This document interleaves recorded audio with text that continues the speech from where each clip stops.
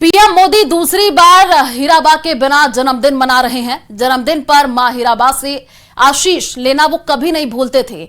मां के आंचल में बिताए कुछ पल पीएम मोदी का सबसे बड़ा बर्थडे गिफ्ट होता था। नरेंद्र मोदी अपनी मां हीराबा का जन्मदिन भी अनोखे अंदाज में मनाते थे। हीराबा के 100वें जन्मदिन पर पीएम मोदी ने देशवासियों को एक भावुक संदेश दिया था। उस संदेश में पीएम मोदी ने एक चौंकाने वाली जानकारी भी दी थी। देखिए इस रिपोर्ट में। 18 जून 2022, गांधीनगर, गुजरात।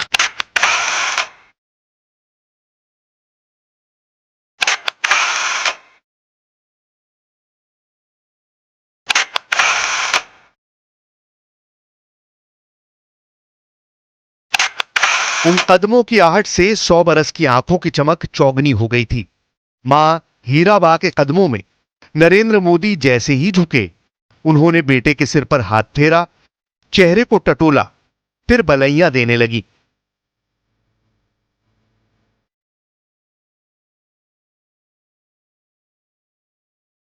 मोदी ने मां के चरण अमृत को नयनों में संजोया, आराध्य की पूजा की, फिर इत्मीनान से दोनों ने बातें की।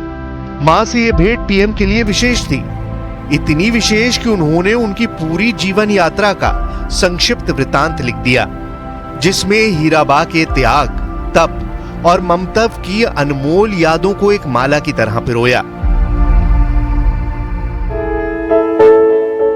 18 जून 2022 को यह ब्लॉग पीएम मोदी ने लिखा। मां, यह सिर्फ एक शब्द नहीं है, जीवन की ये वो भावना होती है जिसमें स्नेह, धैर्य, विश्वास, कितना कुछ समाया होता है।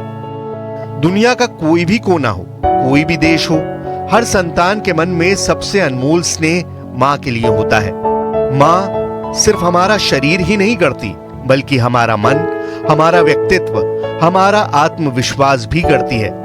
और अपनी संतान के लिए ऐसा करते हुए वो खुद को खपा देती है, खुद को भुला देती है। नियमित रूप से अपने जन्मदिन पर माताजी के आशीर्वाद लेने आते थे और आते थे एक सामान्य नागरिक की तरह।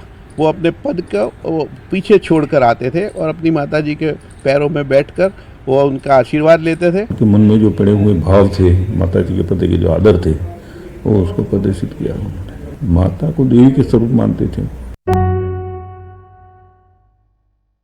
पीएम मोदी ने हीराबा के शताब्दी वर्ष में प्रवेश करने के मौके पर उनकी अद्भुत आदतें, उनकी सूझबूझ और गृहस्थी को संजोने की समझ की प्रशंसा की। ब्लॉग में पीएम मोदी ने उन मौकों को भी याद किया जब मां हीराबा ने उन्हें सार्वजनिक मंच पर सलाह दी थी।